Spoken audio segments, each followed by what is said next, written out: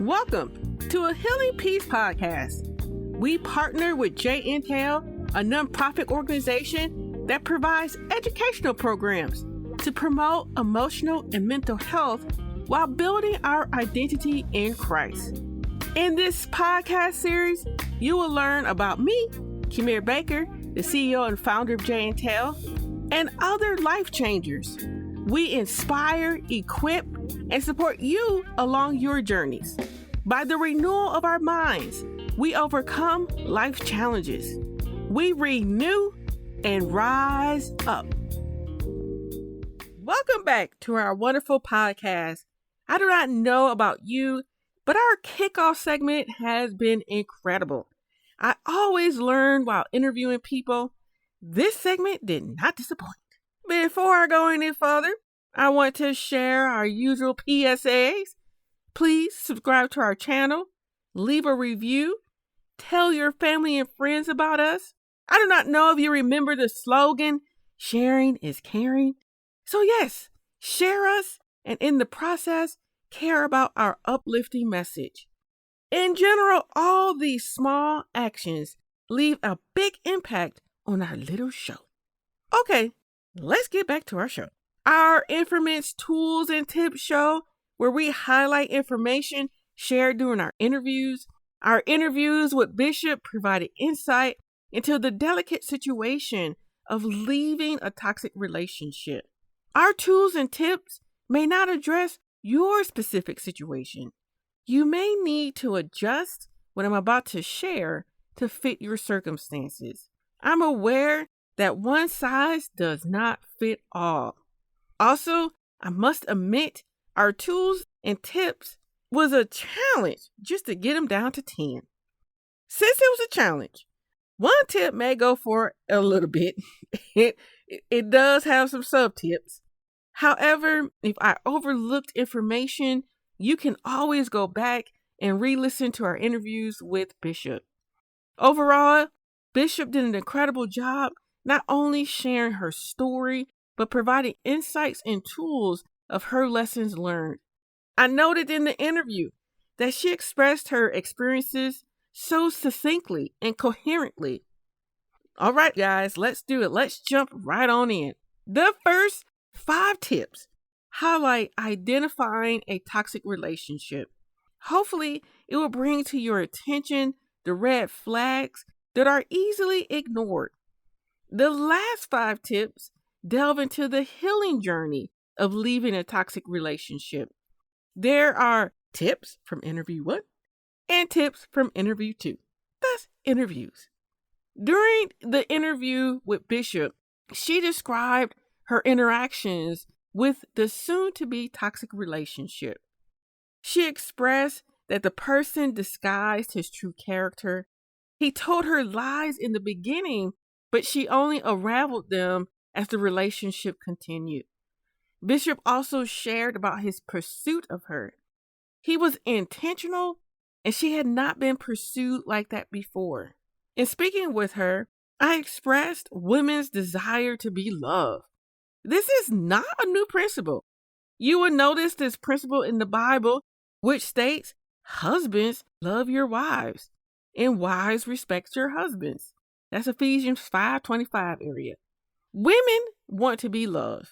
In this desire, it is easy to miss the red flags of how we should be loved. But Bishop did a fantastic job identifying these red flags when it comes to how we should be loved. She expressed that when a person pursues so strongly, the person is consumed by the notion of what love is and how you should be valued. In essence, it's about the pursuer and not about you. You must know yourself well enough and not the person's idea of who you should be and how you should be loved. You have the right to voice what matters to you and not a perceived notion of what you want. From what I expressed so far, what are the red flags? A, not knowing specific things about the person. Again, the person disguises his or her true character. The person tells you what you want to hear and lies to you. This becomes evident when he quickly identifies with your likes and dislikes. The person comes on too strong. You move too fast in a relationship and thereby establish a false sense of intimacy. This is actually letter C. You may be wondering, what is the tip? As I warned, there is so much good information. Nonetheless, tip number 1 is ask the tough questions, not only to the person, but to yourself. How does this work? Well, I'm going to share my experience last year when I was doing the whole dating online thing. I met a man on one of the sites. We began to get to know one another, and it was going well. He was so attentive, giving me all these cutesy names, and was very eager to know me. I enjoyed our interaction. I prayed for years to be pursued and sought after. I was thinking of the Hollywood movies, darn them things. Needless to say, I finally received what I requested through prayer, being pursued. However, we all know meeting someone online requires a lot more investigation. So I began to start asking a lot of questions. I asked about his background, work, family, and friends. I asked specific questions about work colleagues. I was trying to tell if he had a job. I asked about hobbies. I asked about previous relationships. How did they end? What did he learn from them? At one point, I just asked one random question after another to try and trip him up. And you know what? After a while, I tripped him up. It became evident that he was telling me a bag of lies. He told me what I wanted to hear. Also, during our interactions, even though I enjoyed the cutesy name and the quality time, I began to realize that I wanted more. Meaning, for the first time in my life, words were not enough. Someone falling all over me was just not enough.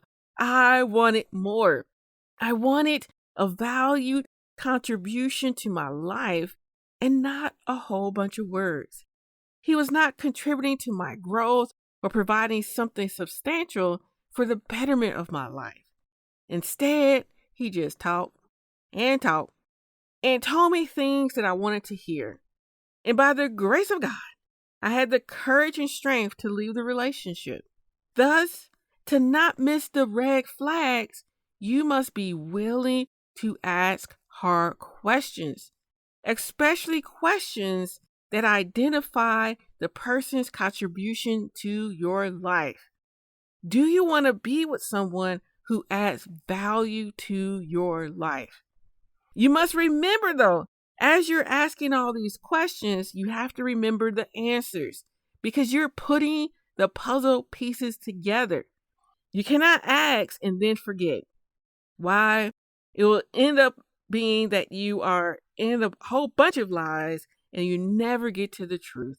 So go ahead, put those puzzle pieces together, ask those tough questions, identify what you're really looking for, and being able to isolate the Hollywood version of a relationship versus the reality of a relationship.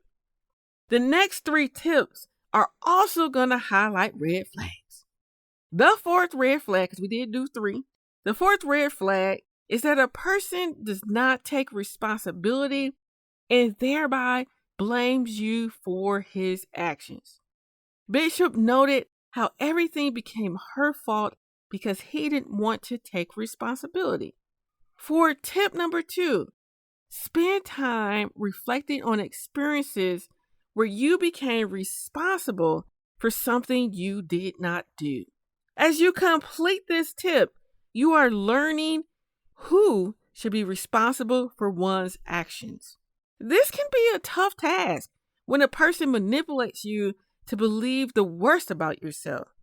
It is hard to move beyond the person's lies. Due to the manipulation, the person indicates that it's your fault for his behavior. Here's an example. Your partner becomes mad at you and treats you poorly because how you dress. Therefore, the way you dress was your fault for his or her behavior. In this environment, it is expressed that your partner's behavior happens because of your actions, as if you influence the poor behavior.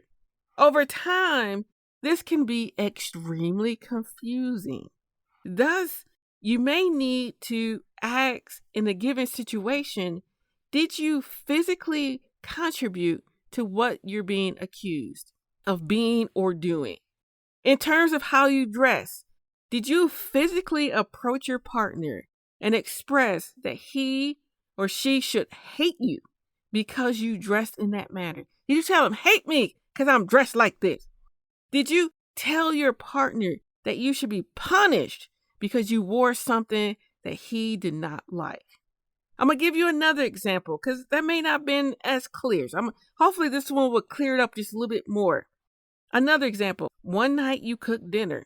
In this particular case, we're going to say you're married and your husband did not like what you cooked and blamed you for being a bad mother and wife.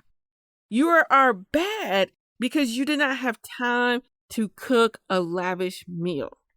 So what does your husband do? He gets up, throws his food out, and then gives everyone ice cream in protest. Let's examine the facts. A, in your care for your family, you made sure that dinner was prepared on time with all important food groups. B, you did not provide sugar for dinner like your husband. C, if he hated the meal so badly, he could have cooked something for himself. In this situation, did you physically contribute to your husband's actions? He says yes, but let's break that down. Did you physically tell your husband's taste buds to hate dinner? Did you intentionally prepare food that he would hate? Did you physically make him give ice cream to your children? Meaning, did you get up and hand him the ice cream or give him the idea that the children should eat ice cream? Did you physically not care for your family by the meal choice? I.e., did you deliberately provide innutritious food or no food at all? If you successfully answer no to these questions, then you have done a wonderful job of identifying the truth and placing the responsibility on the appropriate person.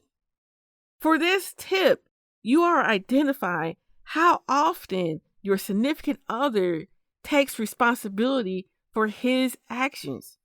Asking if you physically contributed to the person's response is key, as it will help to break free from emotional manipulation.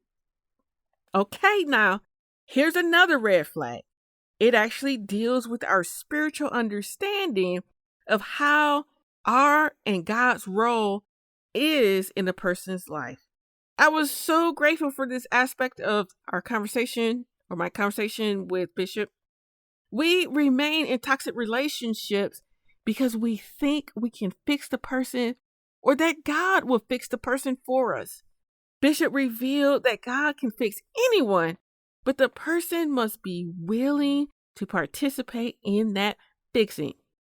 God will not change someone who does not want it. He will provide growth opportunities. However, it is ultimately up to the person to follow through on God's opportunities for change. For tip number 3, identify experiences where you are attempting to be the intercessor or mediator for your partner and God. Simply, how are you trying to get the person closer to God instead of the person pursuing his walk with God? Also, spend time identifying what you're trying to fix in the relationship, but your partner does not want to fix it.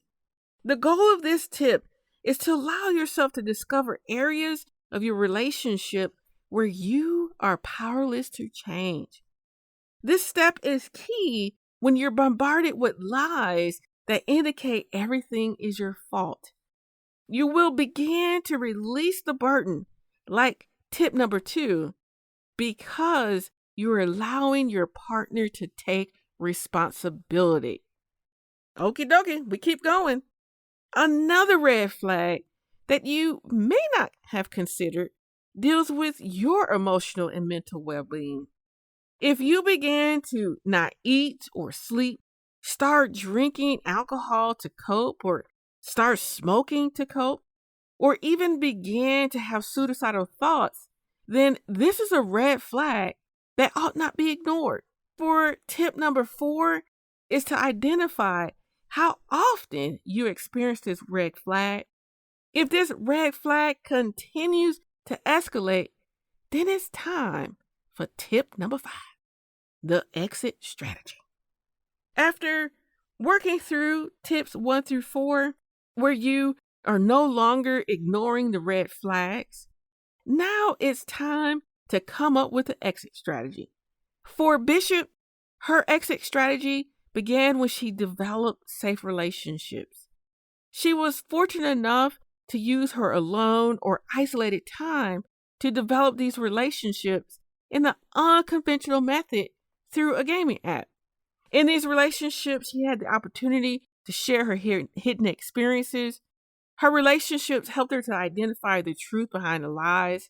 As her relationships continued, she discovered hope and strength to leave the toxic relationship. For others, you may have spouses who monitor your phone and internet usage. You also may have spouses who inflict bodily harm, which requires more detail and care with your exit plan. In this circumstance, I propose going to the library. When I was younger, the library was a safe haven for me. I digress. I'm requesting the library so that you can use the internet and gain access to the hotline.org website. They have individuals on staff who can provide 24 hours of support. You may need to take multiple trips to the library. Some libraries will require that you are in a geographic region and have a library card to use their services. Thus, for your first trip, bring a bill along to prove your address or some kind of document that shows you live where you live. Once you get the library card, scope out the internet section. Will you need money to gain access?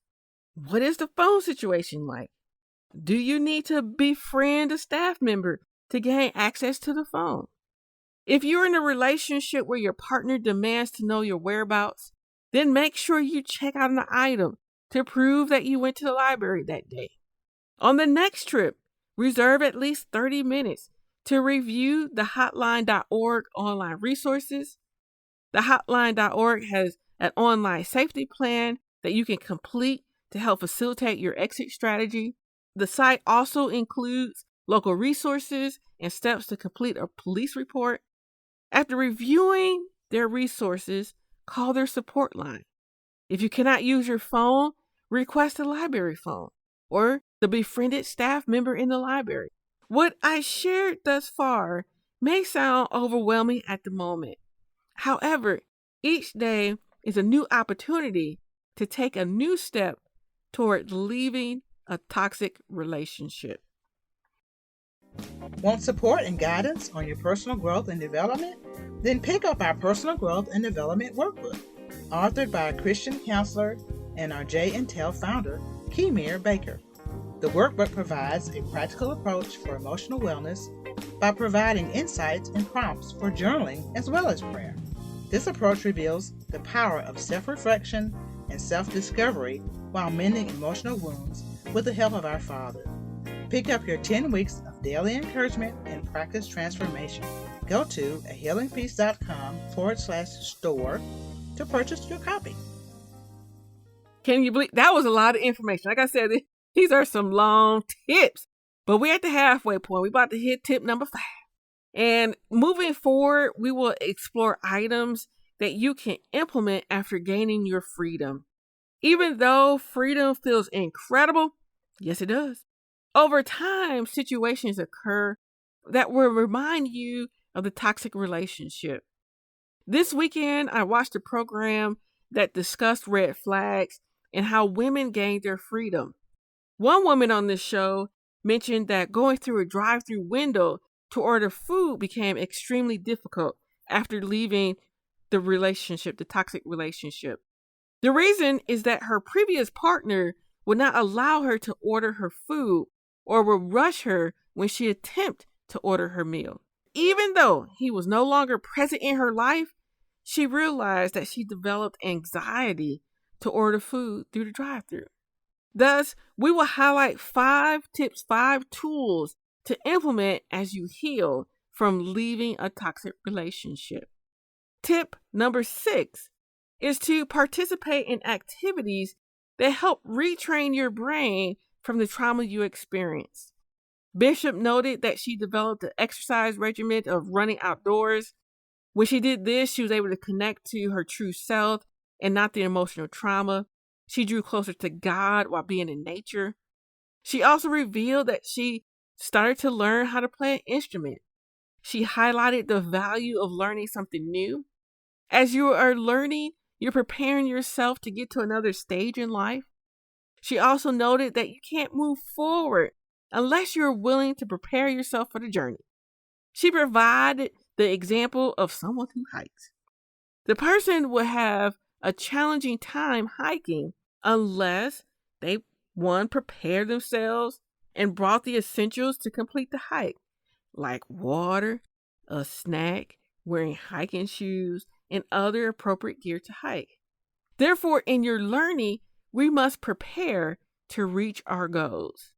Lastly, as you are exercising, infusing your being with music, and developing a skill, a hobby, you are retraining your brain to remap the wiring caused by traumatic events. Okie dokie now, we're going on tip number 7, and that is to seek additional support through counselors or therapists who can provide tools and guide you through your experiences. Bishop identified the value of having a therapist in her life. He provided the important tool of segregating between thought distortion versus reality. Unfortunately, when we are in manipulative relationships, it becomes extremely challenging to distinguish between fact and fiction. Another benefit of seeking a therapist is that the therapist can help to identify why you attract unhealthy partners. When watching a TV show, one woman expressed that she needed help to understand her identity and her willingness to remain in hurtful relationships. Sometimes we need an objective perspective to shed light on our behaviors. Woo-wee! We are moving through these tips. We done finally made it to tip number 8. I personally would have never thought about doing this. Therefore, I really appreciated Bishop sharing this insight into this area of her life, that being placing mirrors throughout her home. She revealed to combat the lies about her image that she needed to look at herself through the lens of truth. The truth is that she's a beautiful and loving woman. Seeing her true self in the mirror gave her the confidence to embrace her creation. God created a beautiful woman. Therefore, tip number 8 is to look at yourself more frequently in mirrors or take selfies. While you are looking, note the beauty of your body. Be specific. For instance, I look in the mirror and state, Khmer, you have the most intelligent eyes. Or, Khmer, your eyes reveal your caring nature. Or, Khmer, your lips are looking good today.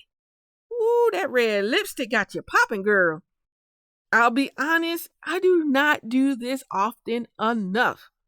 However, when I do, I sure do walk around with the extra strut, telling myself that I look good. So yes, ladies, go ahead and bask in the beauty that God created in you. We're moving forward. Tip number 9 provides a strategy for healthily processing triggers. More specifically, not projecting previous experiences onto the new ones. Unfortunately, when we do not handle with care our interactions with new people, we can easily fall into the trap of being a victim. We naturally think everyone is out against us. However, this is often not the case. Bishop provided a series of questions to ask to help segregate thought distortion from reality when dealing with triggers in a new relationship. The questions are: number 1, what is the heart or character of the person in the new relationship? Number 2, is the person intentionally trying to make you angry? Number 3, what is making you feel like this? Is it a past experience? Number 4, did the person have anything to do with your past experience? Tip number 9 is to ask yourself these series of questions when you're having a hard time processing your new experiences because your previous experiences are hunting you. Basically, you're being triggered. Please note that when you're stopping to reflect, you're also giving yourself a time out. This pause will help you to respond to your partner healthily. You may also need to extend your pause by walking away and implementing tip number 1. That is, doing activities that retrain your brain from the emotional hijack. Yes. Can you believe it? I know I've been talking, our sister been talking, but we finally made it to tip number 10. During the interview, we discussed the importance of training or preparing our responses. For those who experience emotional pain in relationships, there will be moments where we're just triggered. And like in our previous tip, where we're talking about how to deal with triggers, this tip kind of continues to follow in line of dealing with triggers. So when we are triggered, one of the most common response is to lash out in anger and poorly treat our partners, family, or friends. And for tip 10, Bishop provided the 3 times option, meaning my initial response to being triggered is crazy. I'm just acting the fool. The second time is less crazy. And by the third time, a healthy response. For this tip, we are training our minds on how to respond to the trigger. For instance, when I had difficult conversations with men, I became emotionally heightened, unlike speaking with women. My first response, I abruptly walked away from the conversation and never spoke to the person again. Yeah, it was a bit drastic, very extreme. Therefore, I needed to do something different. I knew that walking away is not the best response. So I needed to prepare myself how to stay present during difficult conversations. The second time, I did not walk away. Instead, I began yelling at men during the heated conversation. After the conversation, I realized that, girl, you need to get you some help. I needed more support in this area. Thus, I began to unravel my responses with the therapist. We worked through it. The next disagreement I had with the man, I made sure that I was breathing, calming my spirit, and listening. And sure enough, I began to have difficult conversations without being triggered and popping off. It was work, but I became ecstatic at my growth. If you didn't catch on, tip number 10 is to prepare healthy responses to help you through your trigger. All right, ladies, we covered a lot of material. Again, feel free to re-listen to the interviews to gain insights that didn't make it to this Tools and Tips show. Remember, take your time in completing these actions. Do not attempt to do everything in 1 week. It is not realistic, and it will keep you from being successful in implementing these tips. Okay, now, I gave you a lot to chew on, which is great because now you have some time to work your plan, do what's necessary for you, what makes sense. And in that time, do things. Make sure you're taking care of yourself, your self-care. Okay, now, we will be back in April for another great segment.